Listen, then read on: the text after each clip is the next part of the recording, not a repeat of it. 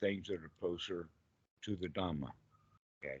Hmm. Um, Now, there are a lot of suttas that do talk about the jhanas. They're they're listed in great detail, good analogies, and not only that, but also what to do with them, how to get into them, and when you're in one, this is the definition of this is what you're looking at. Okay, then in fact, that's what the jhanas actually mean. But the Western mentality about these jhanas has to do with attaining something, getting the mind into a special kind of place,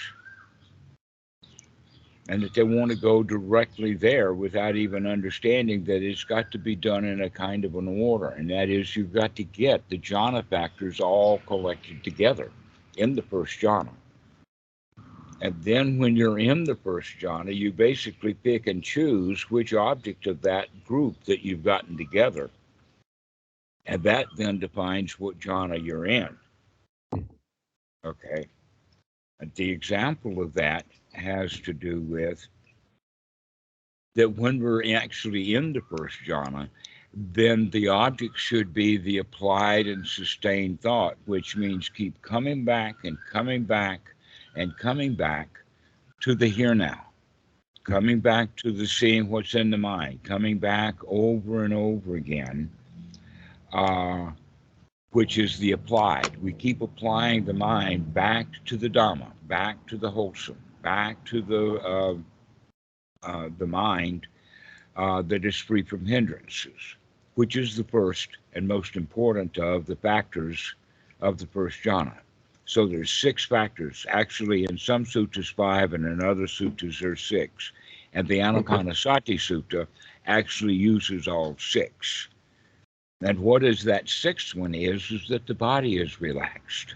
Hmm. And when we mean the body is relaxed, that means that it's free from tension, free from uncomfortableness, free from fear, free from dangers, free from bad air.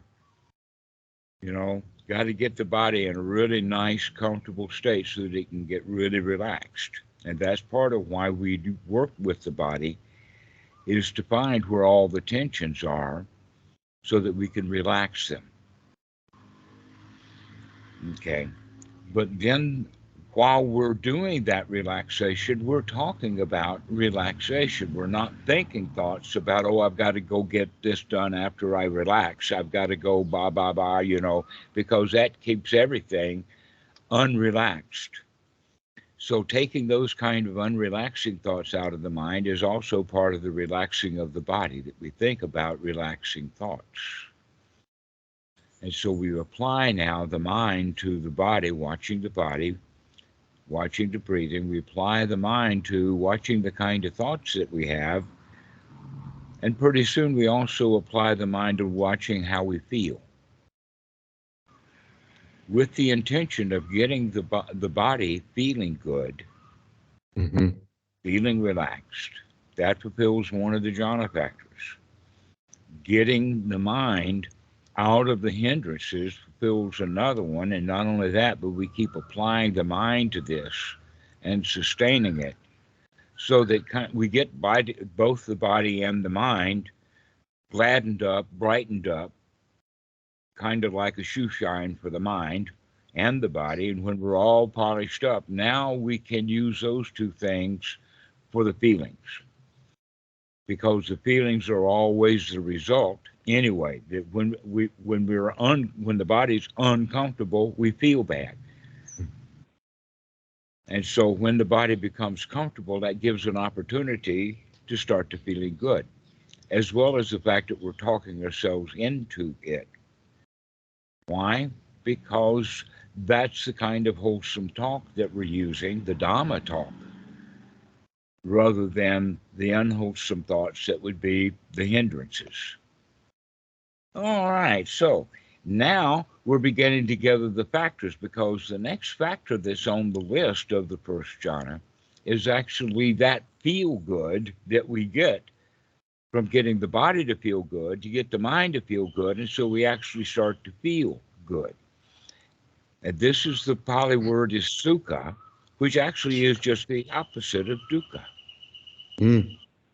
And it has definitions in the Pali dictionary of safe and secure. We actually feel safe and secure. Now, here's the funny part about it is there's a lot of people go off on retreats, and in that Dhamma hall, they don't feel safe and secure. There's lots of eyes in there. Oh, am I doing it right? Oh, I want to fit in, and all of that. And so they go in there Yeah. troubled and filled with fear. So it's actually for the beginning students is to not do it in the Dhamma hall, but to do it off in the woods, under a tree, in an empty hut, under a pile of straw, the Mm-hmm. things that the Buddha would recommend rather than Yes. what's available. Okay, so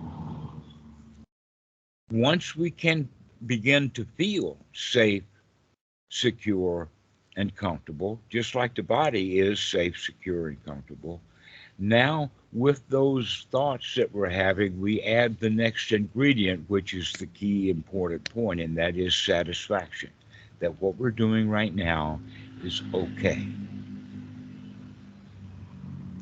Everything is all Mm-hmm. right.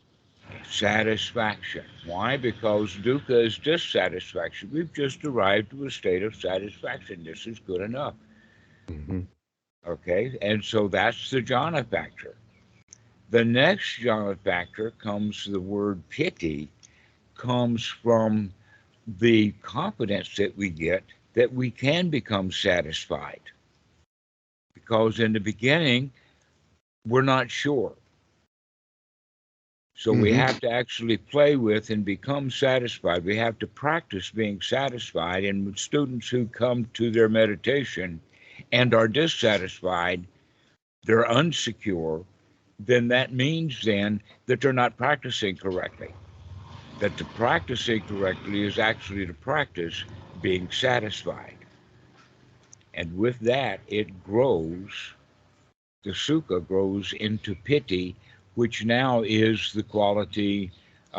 This is also the fourth item on the Eightfold Noble Path that I've been secretly talking about the Eightfold Noble Path all along. Okay. That these thoughts that we have that we're changing is one's right effort. Okay. So we have to wake up to look at what we're doing. We have to remember to wake up. So there's the sati, to remember to start this process. Remember to come into the here now and take a look at what's going on. And then we take the right effort to ease off the gas, let the body relax, let the mind start thinking comfortable, wholesome thoughts. And so when we do that over and over again, we start not only having just wholesome thoughts, but we have wholesome, comfortable feelings of being satisfied. And then we add the fourth ingredient that is under the word of um, shraddha or sada, which means confidence. Confidence. Yeah. Confidence.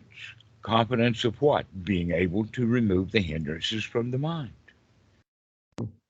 and feel Mm-hmm. good over and over again. We feel good. And then the kind of thoughts that'll come by of, I've got it. This is when we actually change our internal attitude from being a victim to the world, because we were born victims. We were raised victims. All the people around us were victims. Even the rich people are victims. In fact, they're big time victims to the money. The money runs their life. They don't have any freedom. They got to do what they're told to do, and the money is the one who's speaking in that regard. So everybody's a victim, and we need to come out of that into, let us say, victory. I can change my mind. I can feel good. Wow, this is so nice. Okay. Release, salvation. We've got it. Okay, so this is the next ingredient of the first jhana. Now, this first jhana needs to be practiced over and over again because it's not a normal state for us to be in. What? Relaxed? What? Comfortable? What? Satisfied? That's pretty strange stuff, because we have been taught in our society to be dissatisfied. You've got to help this place. I mean, this place is broken down, and we need your help, Mr. Victim. We just put you to work through guilt. So, yeah. Who put you to work? The guy who's got the money, who's not going to do the work, but he sure wants the money from your work. Bosses. And so it's true. all wrapped up in a system that winds up being a pack of lies that everybody believes. But when we really start looking at the truth and looking for the truth and being willing to say the truth to ourselves and to say it out loud and not lie anymore and really take a look at really what's going on, we say, hot dog, I didn't know it was this good. I have been told that this place is broken and it needs my help for fixing it. Yeah. And in a way, I just repeated in a strange, humorous way the teachings of Jesus in those statements that he says, like is that the lilies of the field are already okay. They don't Yeah. need to dress up in the finery. We're already there. Or the foxes of the fields and the birds have their nests, but the Son of Man has no place to rest his head. He's a wanderer. He doesn't get stuck. Okay, so these are the teachings of Jesus that are absolutely beautifully noble, and that we're actually practicing this in this first jhana. We talk ourselves into really, really nice states, and it's a skill to be developed. The second, third, and fourth jhana are not skills. They're what we do with the skills that we developed in the first jhana. Oh, okay. Okay. All right. So here's the example of that. Once we get that piti built up, once we feel all gushy and joyful and full of energy and vibrantly alive, we don't have to talk ourselves into it anymore. We can actually just now focus on how good we feel. Ooh, how good this is. And that's then the second jhana, is to focus on how good we feel. But that has a lot of exhilaration and excitement and wowness built into it. It's got a thrill. Oh, is it thrill? Woo-hoo. But that will settle down after a short time into, let us say, a really deep level of satisfaction now. The kind of satisfaction that we were practicing in the first jhana now is fulfilled in the third jhana, because we're just finally, wow, this is so wow. Okay. And then we begin to take other items of interest. So in the first jhana, the item of interest is what kind of thoughts are we having? What are we doing with these thoughts? Are we doing the right thing with these thoughts, etc., like that, applying the effort to have very high quality thoughts. And then the second jhana is the reward that we get for talking ourselves into feeling so nice. And now we can actually just experience it without having to keep that crank going anymore. We can just let that crank go. We don't have to crank ourselves up. We already are high enough. To me, sounds very good. Okay, so that what this actually means is that these are ordinary states because children get themselves ecstatic. This is a natural human state. There's nothing really off-ball weird about it. That is actually something that we can experience joyfully because we're capable of that. That's one of the things about the Western Buddhism is that they've got a lot of magical beliefs built in to these states. And then they're trying, when they're practicing, they're trying to get into the magical states that they made up for themselves. And then they're really disappointed because they can't do what they wanted to do, to where the teachings of the Buddha is quite clear. All right. So, in fact, you could say that that's basically then the two kind of teachings, both at the mundane and the super mundane, and that many people are practicing meditation at a mundane level. And that mundane level is full of thoughts and beliefs about what Hmm. religion and what my practice should be and what is it to be enlightened and am I there yet and all of that kind of stuff. And we can just rise above all of that and come to the fact of, let's ask a very simple question: how good can I feel? Or better for you, the question is, how good can you feel? If you could feel the way that you wanted to feel, wouldn't you want to experiment with various levels of how good you can feel? Of course. Sounds much better than thinking that all the stuff. Yeah, it Yeah. sounds very good. Yeah, yeah. Yes, and so this is really the practice then, is to practice to realize that you are in fact the boss of your life and that you can feel any way that you want to feel, and then decide what you're going to do about it or not. Mm. That's important, in fact, to recognize that what we're doing and how we feel are normally bound up ignorantly rather than wisely. In other words, we do a job that we know needs to get done, and that knowing it needs to get done is because of some rule that we've got set up, Okay. our own ignorance. Okay. And so we say, oh, this needs to be done, and now we go do it. We don't like doing it, but we do it anyway. All Yep. right. So there we are, not liking what we're doing, resenting it. Sometimes we throw it down, and then we feel guilty and pick it back up. And so we throw it down out of remorse and revenge and guilt, and we got these cycles of things. This is the relationship that we have with all the stuff that we should be doing. But when we recognize that you can feel any way that we want to, now it doesn't matter what you're doing anymore. You can feel the way that you want to while you're doing it. So you don't have to change jobs. All you have to do is just recognizing that it's your choice. Are you going to do it and feel good? Or are you going to do it and feel bad? And so You make this is the noble application. mm, right effort, right? Yeah, is the you talk this we're talking about right effort. No? You make it sound so easy. It is, but you have to make it easy right now, and then Yeah. right now, and then Yeah. right now, because we're a propensity to start making it hard again. Hmm. We've been trained that things are hard. Yeah. That in fact, if everything was easy peasy and everything was okay, the news, I mean, what would newspapers and cable TV and YouTube do? Because nobody's going to watch, because nobody cares, because everything is already hunky dory. Oh no, we've got to go make a problem to get these people Yeah. curious about. Hmm.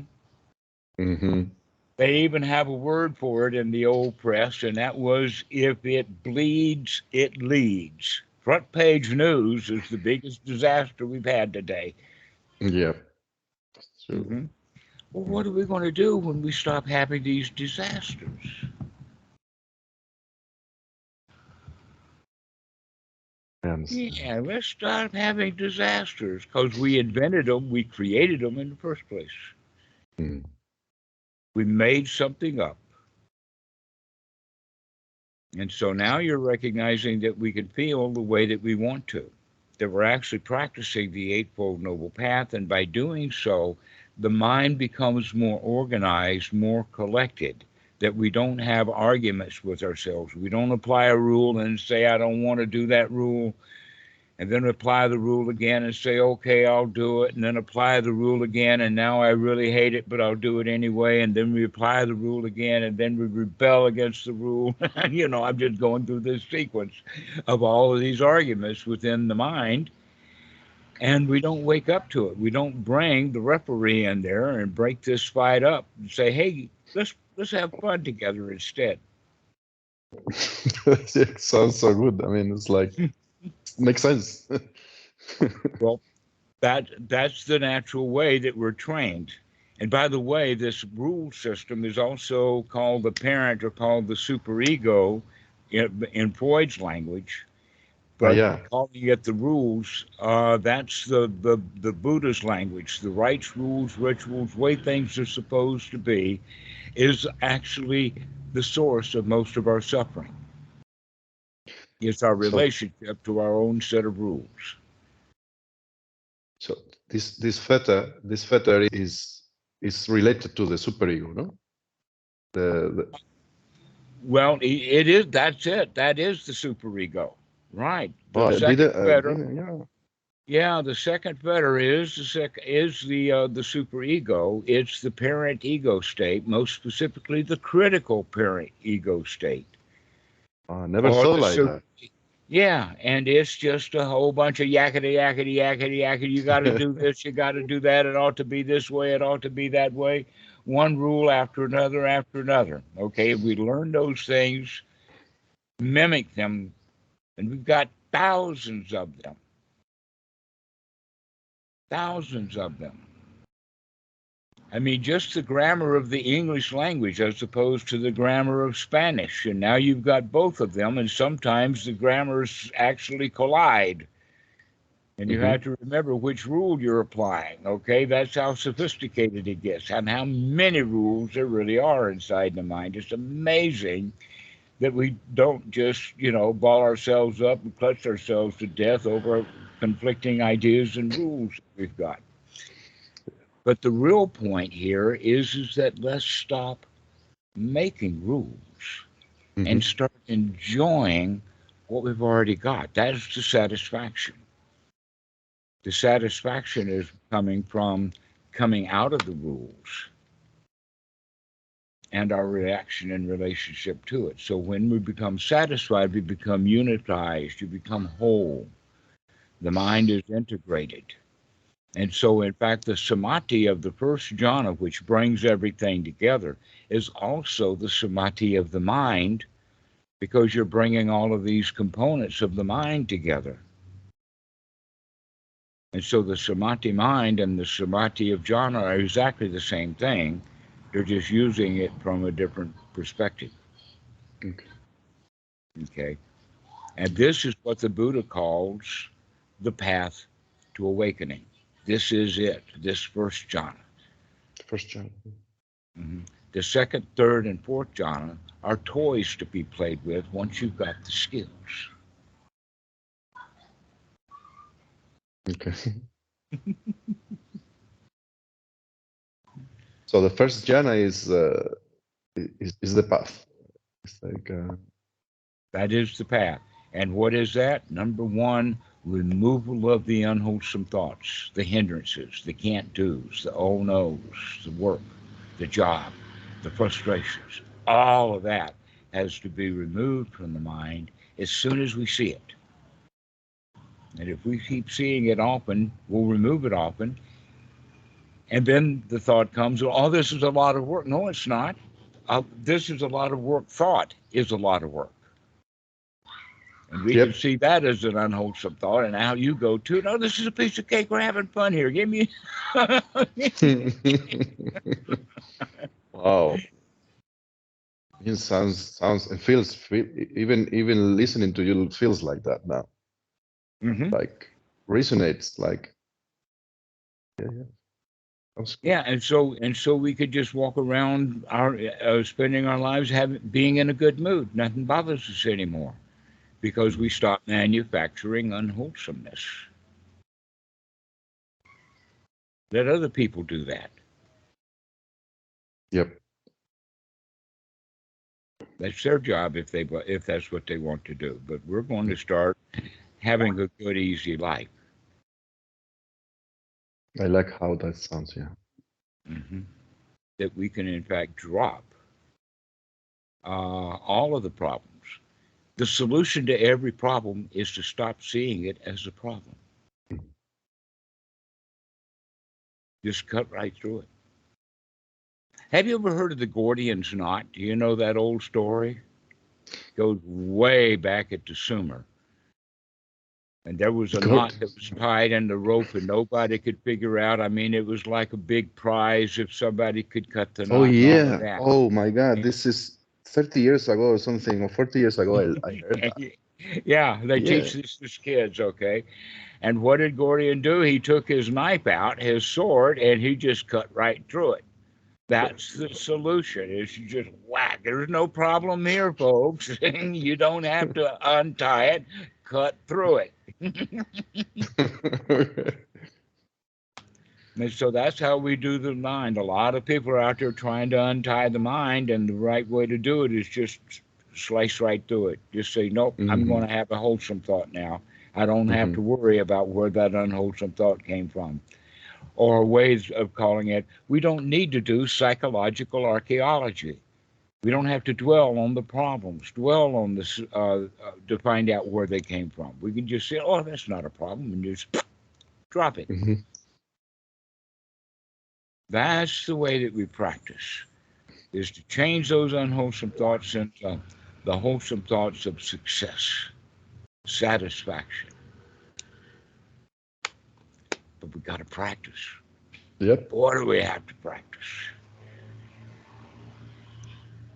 Then I often say that we've talked ourselves into feeling bad for our whole lives. We've been talking ourselves into feeling bad. We learned how to do that from mommy and daddy and all of the people around us, and we've gotten quite good at doing just what we're told to do: feel Yep. bad, feel sorry, suck up to somebody, do what we're Mm. told to do. And to now, we're going to start talking ourselves into feeling good. I've already done what I needed to do. The job that needed to be done has been done. What is that? To cut out the problem. Now I'm safe. There was no problem there in the first place. Mm. And we can do that with, oh, we'll do it later or something. Because right now, it's not a problem. Doesn't exist. Never mind. Let's go back and be happy instead. And needs to be practiced so that when we are given a task that we'd normally not like to do, we can, in fact, get ourselves back into a good mood and then do the job in a good mood. Mm. Okay. But starting off a job in a bad mood, hoping to get into a good mood while we're doing it as a job in a bad mood doesn't work. We got to stop Okay. doing the job and get ourselves back into a good mood, and now we can go do the work. Yeah, makes sense. Yeah, makes sense. Mm.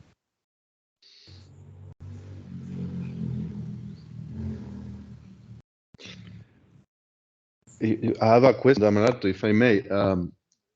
When when uh, when we say practices, I mean, I guess it's like coming back every time and having a wholesome thought or discern, just day by day, our daily life, no? Hmm. And during the meditation, the same, and being comfortable and being just happy in the body and the mind.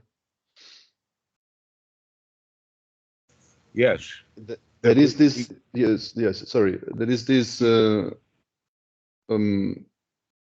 for example, if the people that practice in like 3 or 4 hours meditation a day, do you recommend this kind of practices, like a lot of hours a day, or just relaxing around? actually, um, there has come a kind of a rule or maybe a tradition that started from the Goenka, because Goenka talked about that you need to practice an hour a day. But if you really want benefit out of it, you got to practice 2 hours a day. But then you ain't seen nothing until you practice 3 hours a day. So this was an old tradition out of the Goenka that's gotten Hmm. kind of stuck into the Western mentality.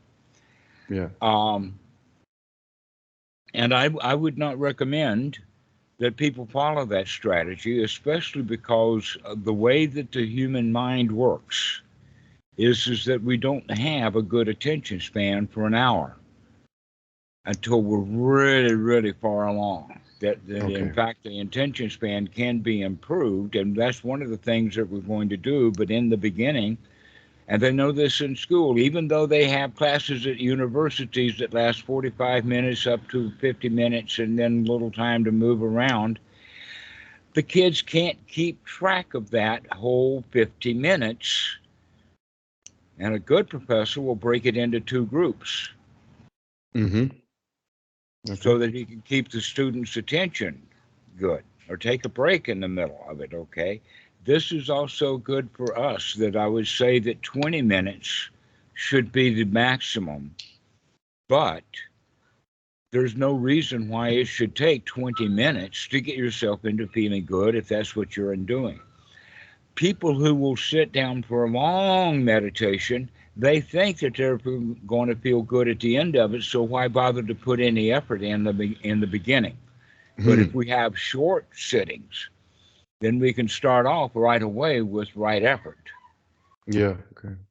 And so then we can get into a really good state in 5 or 10 minutes. And that's the way that I would recommend is that you get yourself into a really good state, sustain it for just a little bit, another minute or so, and then go use that state. Oh, right. Okay. And that we would practice that then a minimum of 3 times a day, and probably, in fact, when we really get on it, we can do it for 12 times a day, every day, at least once an hour throughout the day for 5 minutes. We just stop and take a deep breath and just relax and say, oh, wow, this is all so good. Good. And do that every hour for 5 minutes. In fact, you probably get more done in 55 minutes by doing that once an hour. That we waste a lot of time because the mind gets tired. We're just not productive up to a certain high degree all the time. That we're up and down and up and down. And so taking a break and actually practicing going back up to get the mind bright, secure, comfortable, relaxed, satisfied, champion, okay, ready to go. All right. And when we get ourselves ready to go, then we can go do it happily. Mm. And I so love that. This is a way to practice, not sitting there for an hour or so hoping something good will happen. No, we're going to make something good happen right now and then enjoy the benefit of it for a while. And then in between, we will begin to remember, hey, I can take a deep breath and spend only 10 seconds and 20 seconds and get myself back into a really good state. That sounds wonderful. Huh? Needs to be practiced. Okay. Needs to be practiced. That's the secret. I mean, you've heard beautiful music, and you hear that music, and you can hear every note, and it says, oh, that sounds so beautiful, and it sounds so easy, but you can't play it until you practice it. True. And so that's what I recommend, is to start practicing this. Start removing those hindrances out of the mind. Start gladdening the mind, getting the body relaxed. Begin to feel safe, secure, comfortable, and satisfied, and work with that. And pretty soon you begin to feel like a star, like a champion. Sounds good. Sounds good, Dhammarato. Thank you very much. Sounds very good. All right. Well, Jesus, we'll see you soon. Go practice this now. I will go now. Okay. And come back in a few days and we'll talk about it some more. Okay. I'm sure you'll have a question or two. I will, for sure. All righty. Thank you. Thank you. Okay. Bye-bye. Bye-bye.